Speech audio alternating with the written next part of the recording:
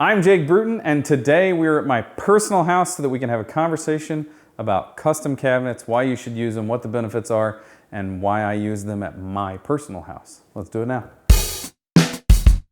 All right, so this is our Spring Valley Aero project. If you want to look up the hashtag on Instagram, you can see more about this process, more about this house. But the custom cabinet conversation starts with box cabinets or what we consider ordered cabinets, from the kitchen store. So let's start there. From a design standpoint, first of all, you're obviously stuck with what they already make because you're not going to contact a manufacturing facility in another community and say, hey, can you start making this style of cabinet because this is what I want. So number one, it's super simple. If you know what you want and what you want is not their style, not what they make, you're not getting it from them. Now there are more options now than ever before, but they're not all there, and you'll see that what we chose to do here is certainly not something that anybody else is making unless it's a custom shop. So those box cabinets, from a design and layout standpoint, they start at 9 inches in width. Every cabinet manufacturer applies the same theory. Starts at 9 inches, they go in 3-inch increments up to somewhere in the range of 48 to 52, depending on who you're ordering from. So you'll get a 30, 33, or 36-inch sink base, depending on what size your sink is. If you want a cabinet to put your sheet pans in, it's a 9 or a 12-inch cabinet. If you want a trash cabinet, it's this side. It's a formula that works, that gives you lots of flexibility, and they've come to this conclusion over decades of design. Here's the downside. The downside is the same thing as aesthetics. The second you want something that they don't do, or the second you say, I don't want filler strips. So if I have a room that doesn't come out to the multiples of 3 inches, I have to have a 1.5 or a 2 or a 2 1/4 or an almost 3-inch filler strip sometimes. So it'll be cabinet and then blank space. Well, depending on how that cabinet is designed, that blank space for that filler strip might scream, look at me, it looks like they couldn't fill this space with cabinets because they weren't good at their job. Sometimes, even in custom form, you still need a filler strip because of the way, a corner cabinet or something might align. But our custom shop and our design process, both with Steve Basic and the custom shop, Stickman here in Columbia. I should also note that Stickman Productions only works in the Central Missouri market. So stop contacting them to work elsewhere because they complained to me that they were getting too many phone calls for other places. They'll help us with the design so that we don't have a filler strip, so that we make sure that things work the way the clients want. The shop drawing process that you would have at a kitchen and bath store is the exact same as it is with the custom shop that we work with. The difference is the custom shop will say, yeah, we can do that. Where the kitchen and bath store might say, we can do that, it's going to require a filler strip. Or we can do that, just so you know you're going to have an 8-inch void here that doesn't have a cabinet that fits it. Or something of the sort, just because buildings aren't all the same, and they try to make them plug and play boxes, but it doesn't always work out. Okay, so from a design, from a building standpoint, it doesn't always work out. For our specific project, aesthetically, there's no way that we're going to get what we asked for here. We have a very modern home. We have a very contemporary style. We're trying for something that's unique. We're trying for something that's totally us and represents how we feel about things. So we have a Euro style construction, meaning there is no face frame on the boxes. And then we have a frontless, I guess is the best way to describe it. Normally you'd have an assembly like this for an overlay cabinet, where you would then have a cabinet face that comes over and covers most of the frame. What we asked for was an inset in all of our drawers and doors, and then box joints on the side. And so we calculated the mass so that the box joints would be even. We made it so that the fronts fill the space nicely, but the side has a little lowered area because we have hardware on the side that we didn't want to show. So being able to make this reveal accurate in the opening meant that we had to have a little swoopy part, is the best way I can describe it. And this is just not something that's going to happen from most manufacturers. you gotta have a custom shop for a lot of stuff like this. The other thing that's important to note here is that we have 5 boxes on this, I think it's a 14-foot run. They're all the exact same size. All the drawers are the exact same size.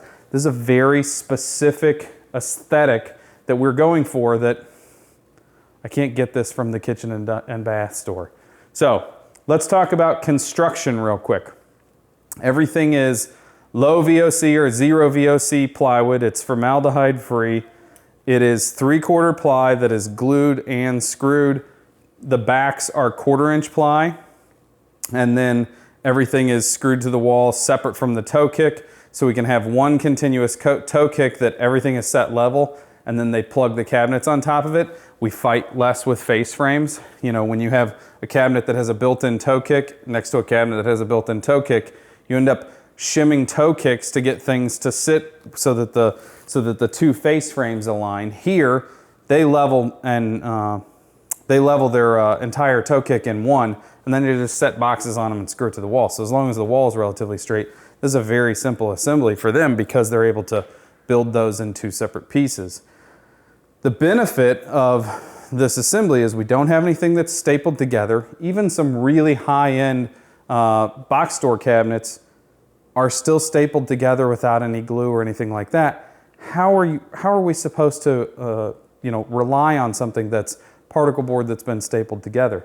The other part from a building science standpoint, by having a plywood back rather than a press board back that then has that ugly sticker that looks like wood on it in the back, we're a lot closer to being vapor open there. So we don't run the risk of a little bit of moisture getting behind the cabinet and then being stuck back there behind an impermeable membrane, where now we just have a wall rotting behind a cabinet that we don't know about. It sounds silly to make an argument that our cabinets are part of our building science, the physics of how the building operates, but that's exactly what it is. It's just one more aspect that makes it a little more durable. From design aspect in the kitchen that doesn't have anything to do with the cabinets, the countertops are from Silestone. This is their soapstone product. We asked the manufacturer to give us just 1/8 of an inch of overhang. So you can see we have a really tight and close overhang on everything. It just gives us a little cleaner look. Obviously it makes, sweeping crumbs off of it into your hand a little more difficult. The other thing that we have here is our hood is a built-in hood that's inside a drywall chase, and we had the cabinet guys make us a little lip to then hide everything. And the latest addition that we actually ended up doing after we moved in is this is a piece of back painted glass. So we asked them to paint it the same color as our walls so that it doesn't look like it's back painted.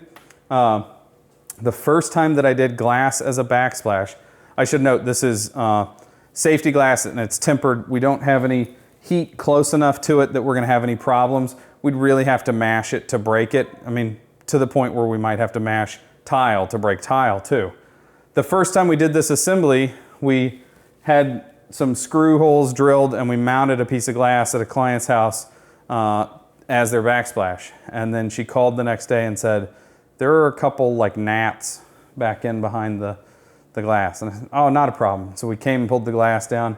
And I said, well, we'll just be real slick and we'll put a little bead of sealant along the edges so that stuff can't get back in there. And the first thing I did was put the sealant there and then use my finger to tool it in place, and it mushed underneath the glass and you could really see our clear silicone behind it. And it was a total wash. We had to start over. We had to figure out a different system. And our glass company, Kuntz here in Columbia, they have a distributor that will paint it whatever color we want. It's an enamel paint. This gets glued on the wall the same way a mirror does, like in your bathroom if you just had a plate mirror. We can get this off if we have to, but it's going to damage the wall or break this. But now we have a backsplash that we can just wipe clean, and we can take a dry erase marker and write what's for dinner on the menu there. So those things make this kitchen only doable in the sense of how we did it. Only with the trade partners that we have. We're not going to get this from the kitchen and bath store. That's not to say that the kitchen and bath store isn't right for you. I'm telling you that there are advantages to working with a high quality custom shop like we have here. They're aesthetic, and their durability concerns. So now I want to take you into what my kids call the launch pad, or we would call like the entryway mudroom, and show you a cabinet that they also built that's unique on itself as well. Let's do it now. So now we are in what my kids have deemed the launch pad, but most people would call the mudroom of the house. And we're going to talk about the cabinets in here, but we're going to focus on this island cabinet. This is not something that was on the plans. It was kind of discussed, and we played with the idea, and it actually didn't come until after we'd been living here for about 8 months. And that's because I was still kicking around the design myself. We wanted a place to set our things. We wanted a place to store some things. We want that space where you come in with the mail or with your keys, whatever. You can set it on here. I had to clean this off for us to be able to film a video even.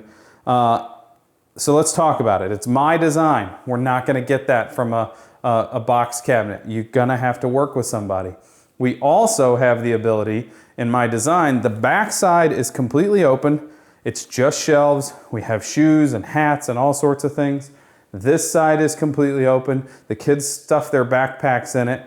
And the front side is just white cabinets that match the uppers here. You'll see that there are no pulls here because we didn't want to catch on anything because this really is a traffic way.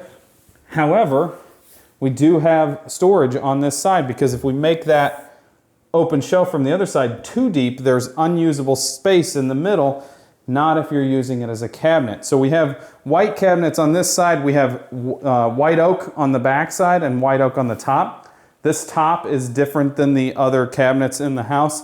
We asked for a white oak top. They breadboarded together, what is this, 6 boards? And even in the custom shop mentality, we have things like we had a little check in a board here, and I said, let's leave it, and we'll put a bow tie in it, and then we have a nice Rubio monocoat finish. This thing is very reminiscent of the white oak flooring that we have from Delta Millworks upstairs. So we have all these little tie-ins. We have the white cabinets that match the white. We have the white oak that matches the white. We have hidden storage, which that's what we all want. All in a custom format, all in a durable format. It's all 3/4 ply that's screwed and glued.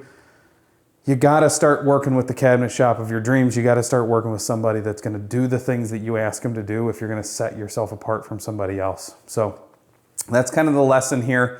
And you know, the kitchen and this, think outside the box, do something different. This house is not that far from what everybody in the country's building, but it is different. And that's what makes it unique, and that's why we like it. So thanks for watching on The Build Show. Don't forget to follow the podcast, Unbuild It Podcast, on Instagram. Don't forget to follow me on Instagram. Don't forget to sign up for the Build Show's newsletter. It comes out twice a week now. There is amazing content every week from all the contributors. I'm learning stuff every week, and I know you will too. Thanks for watching. Have a good day.